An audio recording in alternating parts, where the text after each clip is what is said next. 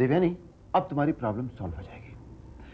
मेरे पास मोबाइल आ जाएगा, फिर तुम दिन रात मुझे फोन किया करना, करोगी ना? अभी हमारी उम्र है कि मैं तुम्हें दिन रात मोबाइल करती रहूं, बात करती रहूं। अरे तुम जब देखो उम्र को लेकर शुरू हो जाती हो और बात खत्म हो जाती है। अरे जरा ये सोचो ना कि अभी हमारी उम्र ही क्या है।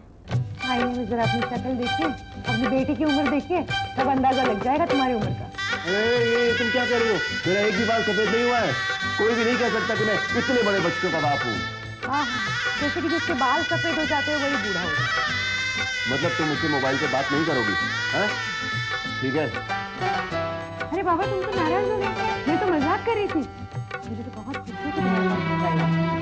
तुम हर 1 घंटे में मुझे फोन किया। मैं जरूरत पड़ने पर ही तुम्हें फोन करूंगी। क्यों क्यों?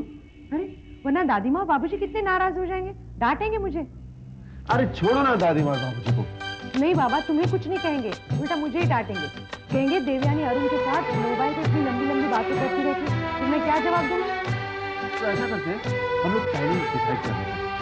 तुम दिन में एटलीस्ट 2 बार मुझे फोन करना, करोगी ना? देखो, नहीं करोगे मैं मोबाइल नहीं लूंगा। अरे करूंगी ना। हाँ, ये हुई ना कोई बात। चलो अच्छा, मैं बहुत खुश हूँ कि मोबाइल आ जाएगा। अब मैं जब चाहे आपसे बात कर सकती हूँ। अब सुबह जल्दी जाते हैं और रात को देर से आते हैं। अब मैं आसानी से पता लगा सकती हूँ कि आप कहाँ हैं और आप क्या कर रहे हैं, किसके साथ बैठे हैं, किसके साथ लंच कर रहे हैं, किसके साथ डिनर कर रहे हैं। ना जी, आप क्या कह रहे हैं? और नितिका, मैं तुम्हारी आदत अच्छी तरह जानता हूँ। हाँ, मुझे याद है जब से शादी हुई है तुमने हमेशा मुझे शक की नजर से देखा है और अब भी वैसे देखती हो। सही तो है। आपको वो मिसाल नहीं मालूम? बंदर जितना भी बुढ़ा हो जाए गुलाटी मारना नहीं भूलता। क्या क्या क्या मतलब तुम्हारा? मैं बंदर हूँ? अरे बाबा, ये तो मिसाल है। तो देखो, ये तुम्हारी बेवकूफी मिसाल है, मुझे बिल्कुल पसंद नहीं। हाँ, कहाँ से कहाँ पहुंच गए? अरे मोबाइल लिया इसका मतलब ये थोड़ी तुम बार बार मुझे सताती रहोगी फोन करके। ये कह रही हूँ कि तुम्हें कोई परेशानी नहीं, कोई बात हो जाए घर में तो तुम्हें फोन करके पूछ लो।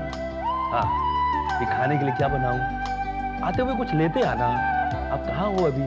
कहाँ तक पहुंचे हो? कौन बैठा आपके साथ? यही सब ना। मोबाइल इसलिए नहीं होता है। वैसे तुम जैसी औरतों की वजह से ही मोबाइल कंप्लीट हो गई।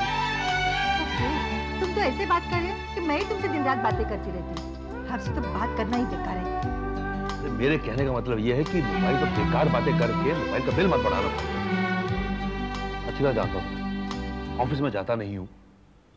ज्यादा बिल आएगा तो घर वाले सब पूछेंगे ना, इतना बिल कैसे आ गया? इसलिए सोच समझ कर बातें करना। हाँ हाँ, आप क्या मुझे बेवकूफ समझते हो? आप क्या समझते हो कि आपके मोबाइल फोन आने से मैं क्या दिन रात आपसे बात करती रहूंगी? मैं आपसे कभी बात नहीं करूंगी। इस बात पे अमल करना, समझी? ये अच्छा हो गया, दादी माँ ने मोबाइल लेने की परमिशन दे दी।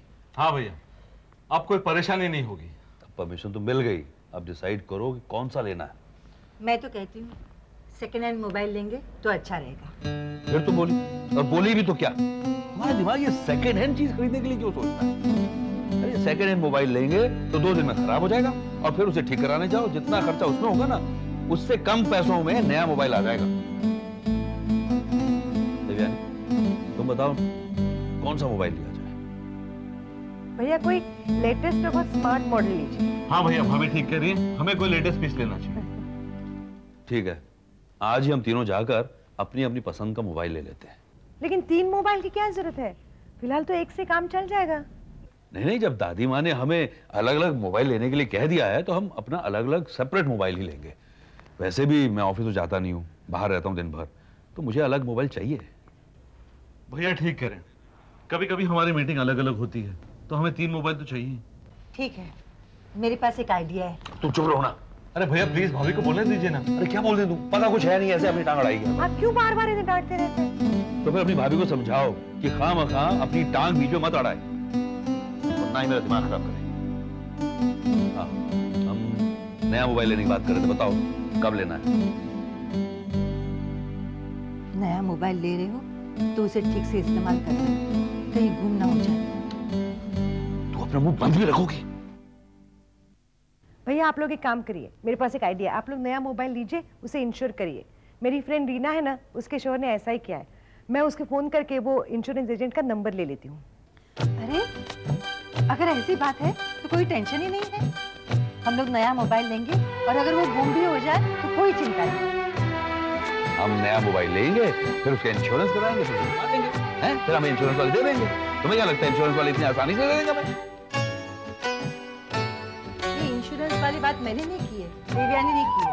तो तुमने ये क्यों कहा कि मोबाइल गुम हो जाएगा तो टेंशन नहीं होगी? लेकिन भैया वो सही कह रही है, मोबाइल अगर गुम हो जाता है ना तो इंश्योरेंस वाले नया मोबाइल दे देते हैं। अरे बाबा मुझे पता है वो। अरे भैया बस कीजिए ना, भाभी आप नाराज मत होइए।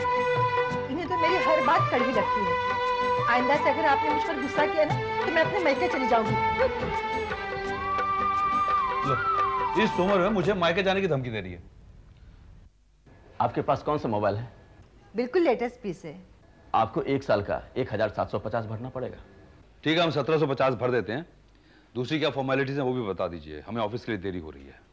भैया एक काम करते हैं, जहाँ हमारे सिग्नेचर जरूरी हैं हम कर देते हैं, बाकी ये लोग संभाल लेंगे। ठीक है सुभद्रा, हम साइन कर देते हैं, बाकी तुम संभाल लेना। हाँ तो ठीक है, हम लोग संभाल लेंगे।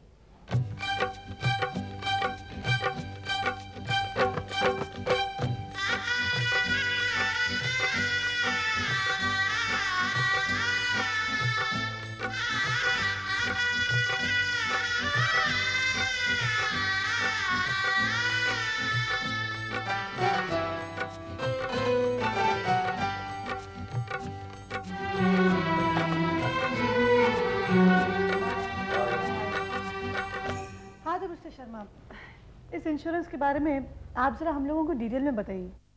बस अब करना क्या है? तीनों भाइयों ने तो इंश्योरेंस के कागज पे साइन तो कर ही दिया है। अब आप एक चेक दीजिए हमारी कंपनी के नाम से, बस। हम आपको चेक तो दे देते हैं, लेकिन हमें कैसे पता चलेगा कि हमारा मोबाइल इंश्योर हो गया है? आपको हमारी कंपनी से सर्टिफिकेट मिल जाएगा। आपको घबराने की कोई जरूरत नहीं है। क्या मोबाइल खो जाए तो आप बाजू के पुलिस स्टेशन पे इन्फॉर्म कीजिए, वहां कंप्लेन कीजिए, वो आपको एफआईआर की कॉपी देंगे। वो कॉपी मिलते ही आप मुझे फोन कर देना। इसके बाद मैं आपके पास नया मोबाइल लेके हाजिर हो जाऊंगा, बस। हमें कैसे पता होगा जो आपने हमें मोबाइल दिया है वो नया है? वो सेकेंड हैंड भी हो सकता है। ठीक है, आप हमसे मोबाइल के पैसे ले लेना। हाँ, ये ठीक रहेगा। इसमें कोई चीटिंग वीटिंग तो नहीं है ना? आप मुझे भरोसा करके तो देखिए मैडम। ठीक है, हम आप पर भरोसा करके देखते हैं। आप फॉर्म दे दीजिए, हम भर देते हैं। लीजिए, ये भर दीजिए। कहाँ साइन करना है? माँ, तुम्हें पता है तीनों बेटों ने मोबाइल खरीद लिए। अब तू क्यों परेशान हो रहा है? माँ, मैं जानता हूं कि तुमने परमिशन दी है, लेकिन तुम्हें पता है मोबाइल के उन लोगों ने कितने रुपए दिए? कितने? पूरे 48,000 रुपीज, और ऊपर से सिम कार्ड वगैरह अलग। तो क्या हुआ, बेचारे बिजनेस करते हैं, उनके भी कुछ अरमान है। अब अगर खर्चा करते हैं तो कमाते भी वही है ना। मेरी तो समझ में नहीं आता माँ, पहले तुम मना करती हो, फिर खुद ही हाँ कह देती हो। देखना, अभी तीनों ने अलग अलग मोबाइल खरीदे ना, आगे जाकर तुमसे अलग अलग कार मांगेंगे। नहीं, ऐसा बिल्कुल नहीं होगा। मोबाइल की जरूरत थी इसलिए मैंने हाँ कर दी। बच्चों पर ज्यादा दबाव डालना ठीक नहीं है। अब अरुण और सुमित बिजनेस मीटिंग्स अटेंड करते हैं। लोग क्या सोचेंगे, इतने बड़े बिजनेसमैन और इनके पास सादा मोबाइल ही नहीं। हमें बच्चों की खुशी देखनी चाहिए। देखना माँ, वो लोग मोबाइल पे काम की बातें कम और अपनी पत्नियों से ज्यादा बातें करेंगे। अरे मेरी पति है, पत्नियों से बात करेंगी ही। तुम्हें क्या तकलीफ हो रही है? तुम अपना काम कर। लेकिन माँ, तुम समझते क्यों नहीं हो? चुप रह, मैं और कुछ नहीं सुनना चाहती। बच्चे कुछ कहते नहीं हैं, इसका मतलब ये नहीं कि हम उनकी निजी जिंदगी में दखल दें। कमाल है। चाहूं तो मैं जाकर 1 मिनट में मोबाइल लेके आ सकती हूँ, लेकिन दादी माँ ने हम लोगों को मना कर दिया है, इसलिए चुप हूँ, जबकि मोबाइल की काफी जरूरत है मुझे। पायल, तू तो सुमित से बात नहीं करेगी, लेकिन सुमित तो तुमसे बात करना चाहेगा ना मोबाइल पे। जाने दो ना भाभी, सुमित के पास मोबाइल हो या ना हो, मुझे क्या फर्क पड़ता है। देवयानी, सबसे ज्यादा बातें तो तुम दोनों की होगी। अरुण तुम्हें बार बार फोन करेगा। क्या बात कर रही है भाभी? क्या सिर्फ हम दोनों ही बातें करते रहते हैं आपस में? मुझे सब पता है। अरुण तुमसे ऐसे बात करता है जैसे तुम्हारी नई नई शादी हुई है, और तुम भी उसके साथ नई नई दुल्हन की तरह बातें करती हो। ऐसे भाभी, आपने इन दोनों की बातें कब सुनी? सुनने की क्या जरूरत है, मुझे सब पता है। ऐसे भाभी, आप इन दोनों के बारे में क्यों कह रही हैं? इनसे ज़्यादा रोमांटिक बातें तो आप और राजेश भैया करते हैं, क्यों भाभी? वो और रोमांटिक बातें, मैं एक लफ्ज कहती हूँ तो वो 4 बातें सुना देते हैं। इस उम्र में आज भी वो नहीं सीखे हैं कि रोमांटिक बातें क्या होती है। क्या भाभी, कैसी बातें करती हैं? हम तो बिल्कुल नहीं मानते। हाँ, मुझे तो डर है कि जब मैं महिला मंडल की मीटिंग में जाऊंगी तो वो मुझे मोबाइल देंगे या नहीं देंगी। भाभी, राजेश भैया तो अक्सर घर पर ही रहते हैं। जब वो काम पे नहीं जाते, आप उनका मोबाइल ले जाया करो। लेकिन मोबाइल को महिला मंडल में लेकर जाकर क्या करेंगे आप? उन्हें पता लगना चाहिए कि हम भी मोबाइल रख सकते हैं। महिला मंडल की औरतें मुझे कहती हैं, आप लोगों का इतना बड़ा बिजनेस है और आपके पास मोबाइल नहीं है। मैं उन्हें दिखाना चाहती हूँ कि हम भी मोबाइल रख सकते हैं। क्या भाभी, मोबाइल भी कोई दिखाने वाली चीज़ है? अरे तुम्हें पता नहीं है पायल, मोबाइल से लोगों की वैल्यू बढ़ती है, लोग इज्जत की नज़र से देखते हैं। मैं भी उन्हें बताऊंगी कि मेरे पास भी मोबाइल है। वो लोग मुझे किस नज़र से देखते हैं मालूम है? जैसे कि मैं मोबाइल वाली ही नहीं हूँ। अब मैं उन्हें दिखाऊंगी कि मैं भी मोबाइल ले सकती हूँ। आइडिया तो बहुत अच्छा है, लेकिन हम सोच रहे हैं कि बड़े भैया से बात हो जाए तो अच्छा रहेगा। लेकिन आपके बड़े भाई बिजनेस में तो इन्वॉल्व है नहीं, और जो भी डिसीजन लेते हैं आप दोनों भाई लेते हैं, तो ये बड़े भाई से बात करने वाली बात कुछ समझ में नहीं आई। नहीं, एक बार बड़े भैया से बात करनी ही होगी। देखिए, मेरी आप दोनों भाइयों से बात हो गई है और मैं चाहता हूं कि कल बाकी के डॉक्यूमेंट्स बन जाएं। ओके?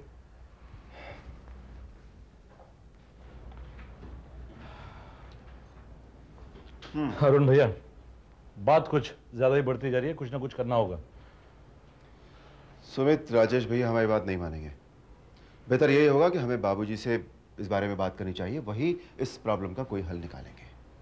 भैया आप ठीक कह रहे हैं। वैसे भी बिजनेस सर्कल में राजेश भैया को आहिस्ते आहिस्ते सब भूलते जा रहे हैं।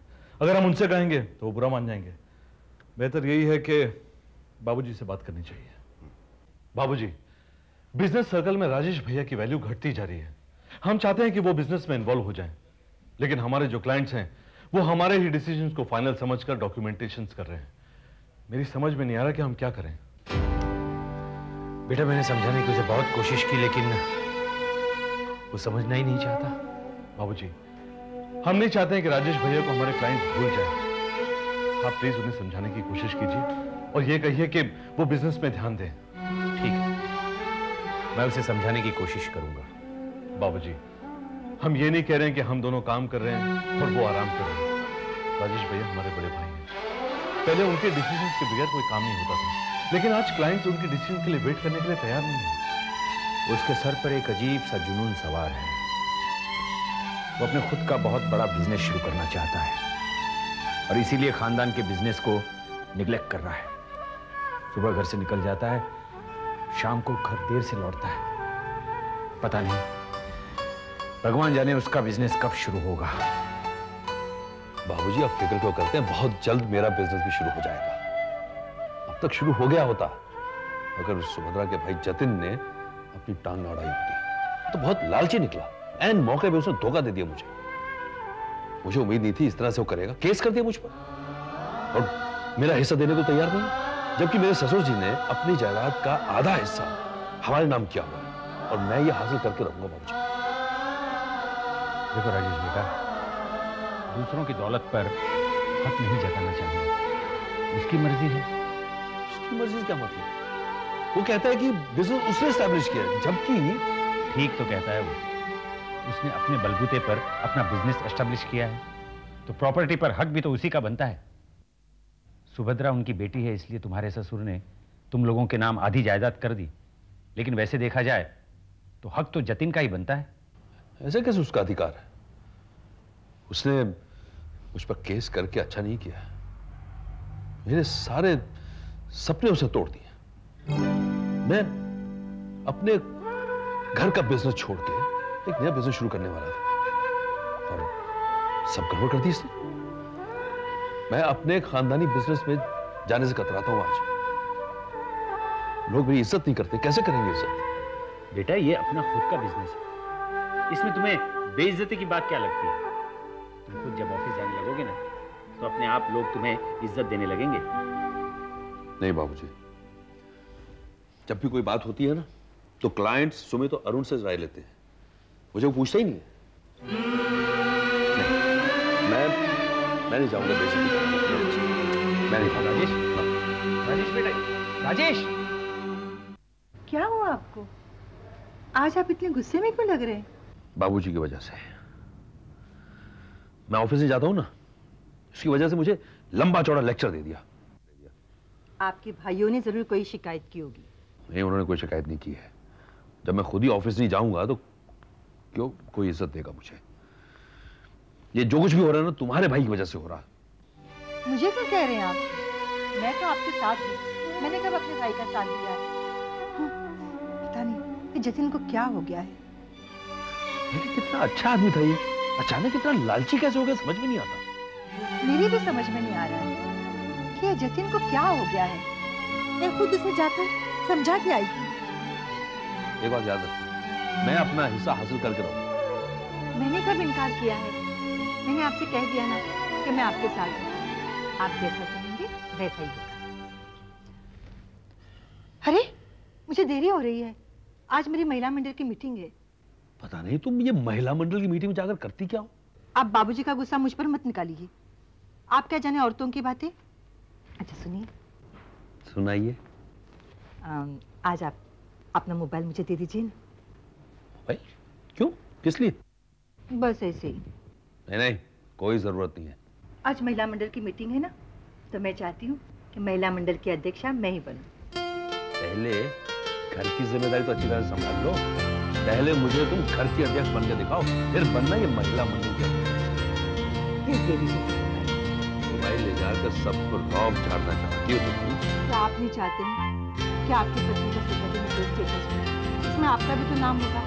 मैं तुम्हें मोबाइल दे दूंगा, लेकिन नंबर डायल नहीं करना, दिखावे के लिए हाथ में पकड़े रखना। मैं क्या बच्ची हूँ? मुझे सब समझ, लेकिन लोगों को दिखाने के 1-2 फोन तो करने ही पड़ेंगे ना, तो वो लोग समझेंगे कि मैं शो पीस लेके घूम रही हूँ। सब औरतों से ही जैसी आदत है, दिखावे के अलावा कुछ सोचता ही नहीं।